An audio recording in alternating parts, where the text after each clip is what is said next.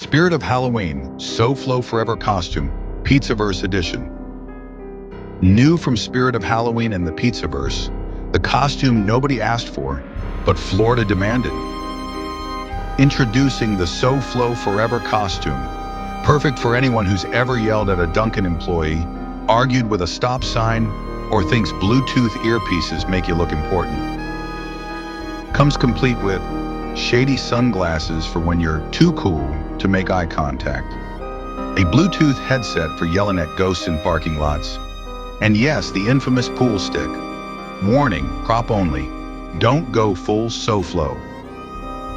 Bonus feature, 99% humidity, 2% accountability, and illegal immigrant status. So this Halloween, skip the vampire, forget the clown, become the Florida man nightmare nobody wanted at the pool party. Spirit of Halloween, SoFlo Forever costume. Part illegal immigrant, part fake tough guy, part meltdown, 100% Miami mistake. From the creators of Tony Pizza, Fake Wise Guy Edition, and the Professional Victim Chronicles. Mark, what the fuck you doing in there, you prick?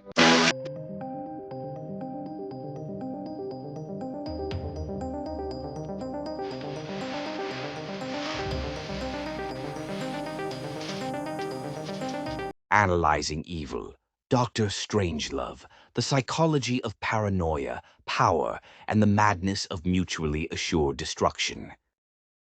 A Bambi's Twisted Tales and Pizzaverse Studios production. How I Learned to Stop Worrying and Love the Bomb. It starts like a war film. Planes, soldiers, command centers, patriotic music. Then it all falls apart, but because this ain't a war movie. It's a funeral for common sense. Dr. Strangelove ain't just a satire. It's a mirror held up to human insanity. A world where generals, politicians, and scientists are all playing God while the planet sits on the edge of extinction.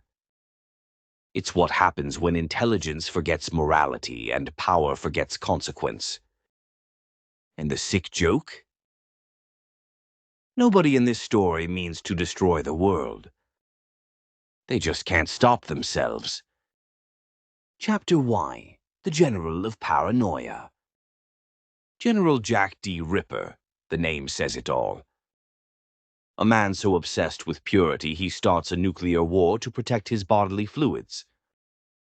He's the perfect embodiment of Cold War delusion, masculinity gone mad, authority gone feral. Ripper's mind is a fortress built on fear. He don't trust women, water, or diplomacy. He sees enemies in everything, and when fear becomes faith, logic dies first. That's the psychology of paranoid delusion. When you start believing the world's out to get you, every fact becomes proof.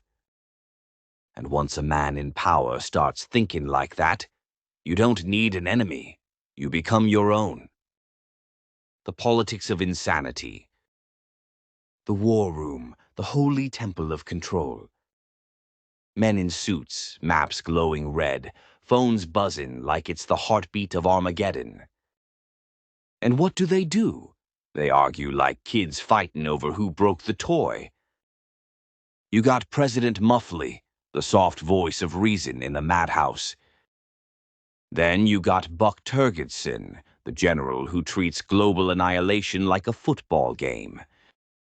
And sitting in the corner, Dr. Strangelove himself. The crippled genius who smiles like the devil's therapist. That room ain't about policy, it's about ego. Every man there would rather win the apocalypse than prevent it.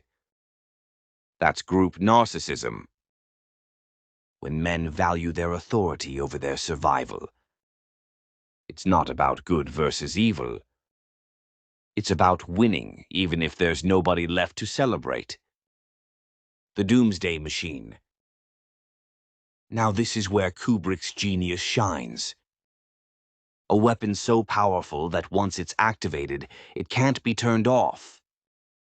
It's the perfect metaphor for man's arrogance. The Doomsday Machine don't hate humanity. It's just following instructions. That's the horror. The apocalypse is automated. It's bureaucracy turned lethal. Technology divorced from morality.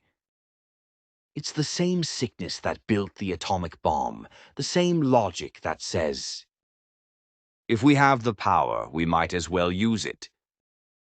That's detachment disorder on a global scale. When decision-makers see human lives as numbers, statistics, or acceptable losses. The Doctor and the Monster.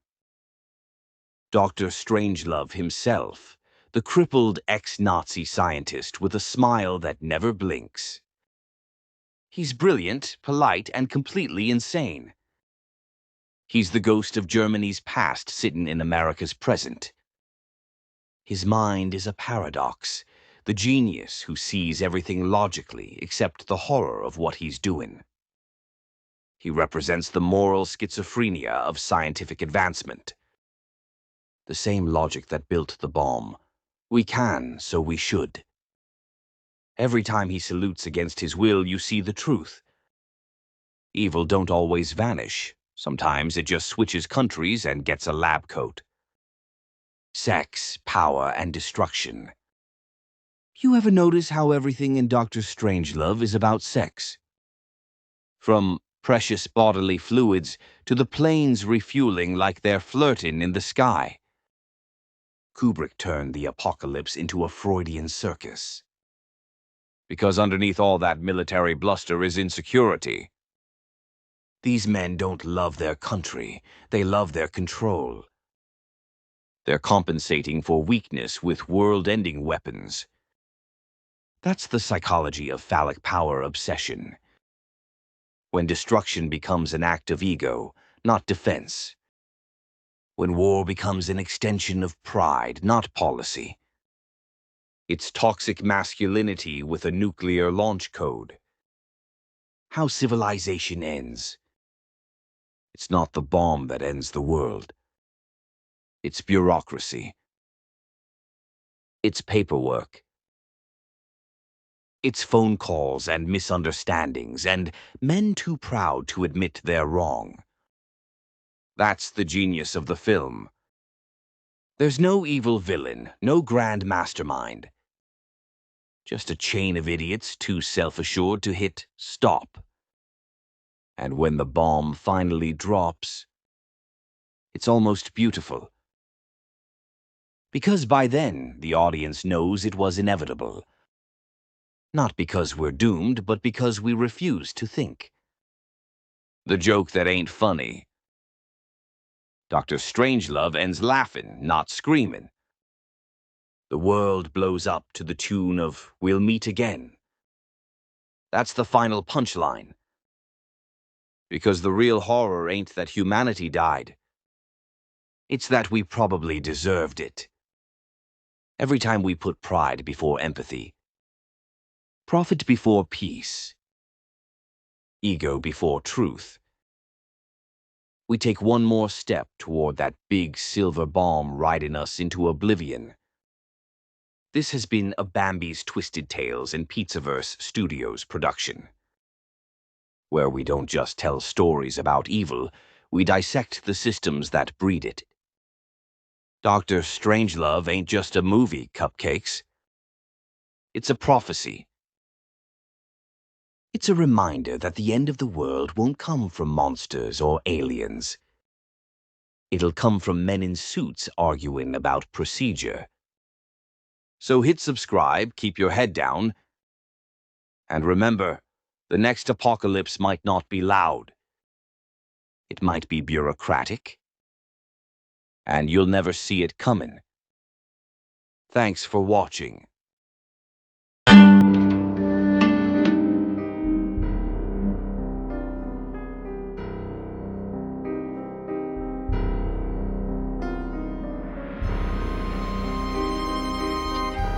Decided to not give you bitches a second of time for the rest of my life. I'll be goddamned if I put in the work and I don't get the credit to fucking suffice. I've been too humble too much in my life, cutting them off so I'm measuring twice. Cause this time I mean it, I'm still fucking bleeding. Bitch, there was better ways to hand me the knife. Like boy, little Snowy, Bodie is on me. Half of these idiots dumb as a brick. Swear I won't use it when all up on YouTube. My aim with the 45 fucking intense. Imagine if not stolen whip with the 10. Imagine if I finally wanted to quit. Imagine if this industry took the life out of bitch and all I got is fucking revenge. Who would I ride on if I'm about to call it? I think my fans know a couple of names. I know some 5-figure checks that I've written and can't say a word cause I bitch NDA'd. Call on my lawyers cause I keep them paid, but this ain't some shit that my lawyers could save. Cause if I do go out, I'm going out strong and I'll leave y'all a note with the key to the safe.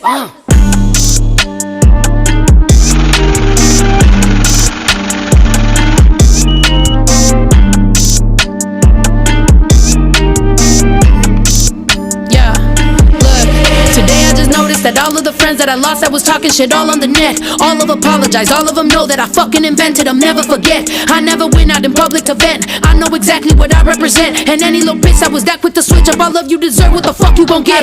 How does it feel when you look at your fans and you know that you'll lose them if I ever talk? If I ever pull out receipts of some video, shorty, I bet you piss in your drawers. Oh, you little bitch ass, still ain't never shit ass, fickle ass, flip flop, blind ass hoe. You should thank God with like every breath that I ain't talk my shit cause I stuck to the code. But ain't I hit you up directly, tell you that you best be treading real carefully, bitch. Bitch, don't you forget we still got a debt. See, I'ma collect my shit. If you got a question, I got an answer. Ain't I keep the same line? All that boo-hoo shit on the net was a clout chase. Them lies are so tired. Yo, I just noticed everybody that don't fuck with me fucks with each other. It's like a fucking union of dumbass people. Hey, but I'm coming back for my money though, I'm not playing, bitch.